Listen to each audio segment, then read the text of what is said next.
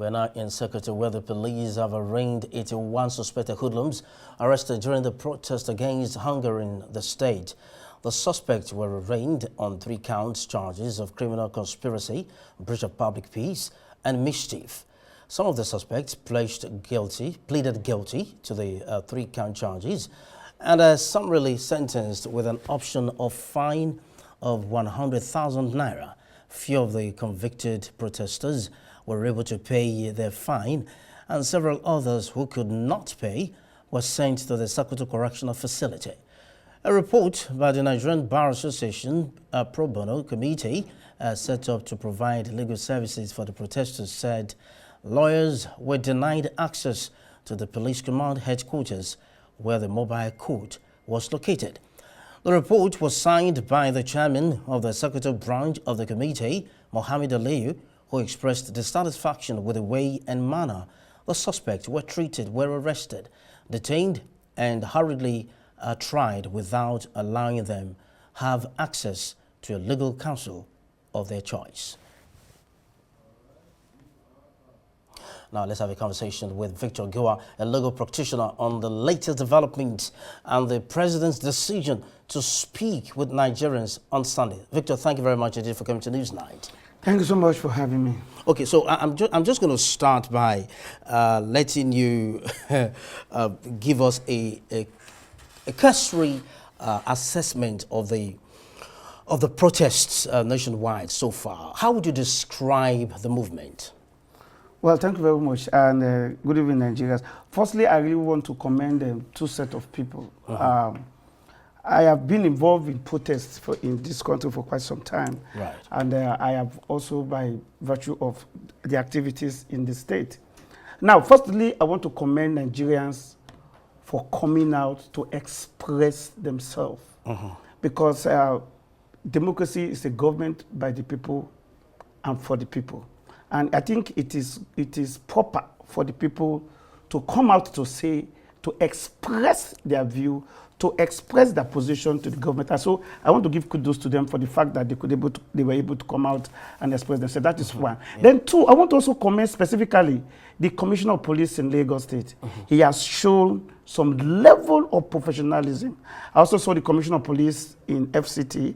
I really want to thank them for the way and manner, especially that of Lagos State, for the way he has been able to engage with the protesters and try to see how. I heard when he said that there were 2 persons that were arrested, they brought him to his knowledge, and he was able to ask that when they confirmed that those guys that were arrested were part of the protesters, he asked them to be released, and they were released. And I think the protests so far, apart from the various issues of destructions of property, those couldn't have been pockets seen. Of violence. I mean, those pockets of violence, they couldn't have been seen to be persons who are originally, to be termed the real protesters. Right. Because the protesters have an agenda, they have their focus, they have their plans, and you can see them. So those who took advantage of this situation to start maiming, destroying properties, they are not part of it. But so far so good. I think that the point has been made, and at least the government have gotten the point from the protesters, and I think that the government at this point should start engaging the people, and it is part of the constitutional right. It is not a democratic right. No, the right to protest is a constitutional right. It's a fundamental right. For in as much as you are a human being, it's your right to express yourself, and that is what the protesters have done. Interesting. So as far as you are concerned, it's achieved its aim. Okay. Remember Democracy Day in June. There was a sort of protest as well that drew a few hundreds of people across the country. Would you say that if that protest had been quote unquote successful, this would not have been necessary? Come again, I didn't get it. No, recall that Democracy Day in June, yeah. There was a sort of protest as well, that drew only a few hundreds of people across the country. If that protest had been largely successful, quote unquote, would you say that this wouldn't have been necessary? No, the protest for now is as a result of the perception of the activities of government by the people. Right. So if, as at June, the people perceive that the government is doing something good, and they are able to feel, or they were able to feel the presence or the activities of the government, maybe this protest wouldn't have been necessary. But I think that as at June, the protest in June could have been for any other reason apart from this issue of bad governance. So the protest in June could be to commemorate, talk about democratic principles, talking about, but this is very specific. And it is as a result of two principal things. One, that amongst all other things, you just, within some few period, you have removed fuel subsidy. While the people are trying to grapple with that, you have increased electricity tariff. Now, these two are two fundamental ingredients that affect the livelihood of 70% of Nigerians.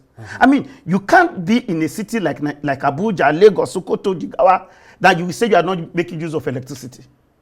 You can't say you are a Nigerian that you will not feel the impact of the fuel increase. Right. It's either you are taking vehicle or you are transporting or you are doing one thing or you are using diesel. So those fundamental issues that we experience hike, they are issues that have affected the people, and the people felt, no, you just remove the subsidy. We are trying to grapple with that. You have increased electricity tariff. Those are issues, those are things that affect us directly. And you have not given us anything corresponding to, you have not increased our minimum wage. You have not given us any source of cushioning this effect.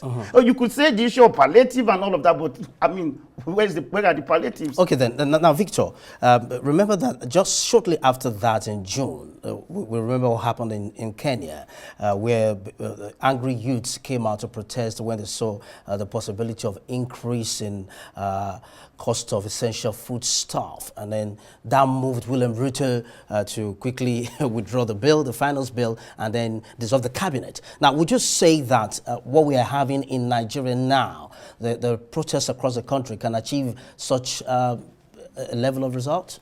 Yes, first of all, when people protest, my understanding of protest is that people protest when the government does not listen. People protest when you have an insensitive government.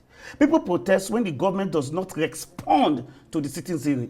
Now, if the government responds like that of Kenya, you could see that immediately he responded. Of course, he withdrew the bill, he dissolved the cabinet, the issue of protests, subsided. And I think I was believing, and I believe that I was surprised that Tinubu we know, President Tinubu we know, who is an activist, or will I say was an activist, who participated in protest, who was part of NADECO, who knows what the people feel, that at this point, he wouldn't have allowed this issue to degenerate to a point where people are protesting. He could have engaged the issues, not coming to TV to talk, but you would have engaged these issues that are being raised as the issues in the protest. So, of course, the good news, like you were reporting, that this is a good news, that the president wants to address us tomorrow morning. Okay, now let me take you up on that. Now, the genie is already out of the bottle, but then the president seems to be bowing to pressure, says we'll address the nation tomorrow. We can't read this man, but what do you expect? Yes, good question. First of all, that is welcome, that is commendable, that is fatherly, and that is expected. Now, what I expect the president to address are two basic things. Ladies, citizenry, we've had you. We are going to be taking steps in this direction. We are going to look at the electricity tariff. We are going to look how to cushion the effect of the removal of fuel subsidy. We are going to take certain measure, immediate measure. Don't tell us we are going to transfer some cash to 75 million people that are always ghosts. Give the citizenry practical steps, measurable steps, accountable steps that we will be taking, that we go to, not just from the federal government, to the governors. What could the steps be anyway? Good. For example, we are talking about foodstuff. If the president engages major manufacturers, people that Dangote rice, the Boa, and all these big companies, and sit them down and say, what step can you take to reduce the cost of bag of rice, for example? You could give us a step you would take. We can give you some level of tax waiver.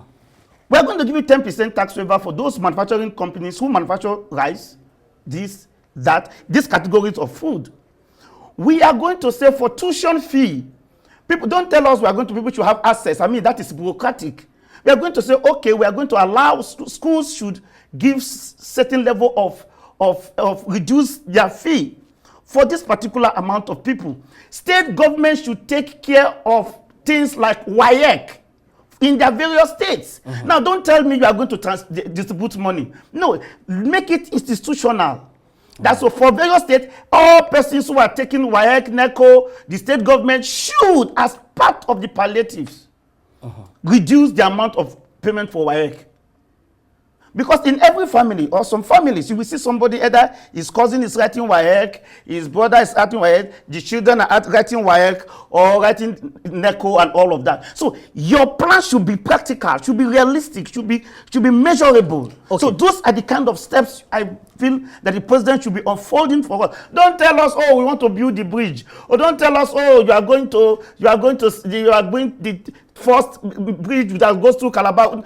That is too long for us. We want to see immediate steps measures you can take that we can measure. Immediate measures That are measurable and that we could feel. Okay, and that we don't need to go home and sleep and pray to see those pressures. Well, what we see, and immediately we see the effect. That's exactly what we are expecting the president to be talking to us by tomorrow. Thank you very much indeed. Victor, I'm going to let you go, but my last question to you, how then do you see his address to the nation affecting, if it does come up with measures like you've said, how then do you see the protests turning out in the coming week? Yes, it's going to change the direction of the protest. If the president comes tomorrow and says, look, from based on what you have itemized, I'm setting up a committee. This committee will be giving us weekly updates on the steps the government is taking to address the issue of the effect of fuel subsidy, to address the issue of the effect of the increment in tariff for ADC, to take some steps that will affect even issue of our food stop, transport issue,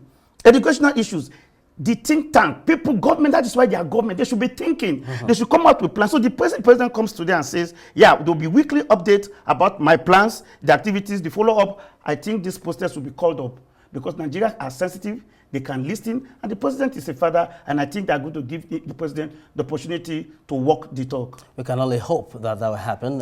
You can be sure that the Rise News will stay on this till we get to the bottom of it. Thank you very much indeed, Victor Giwa, for coming to Newsnight.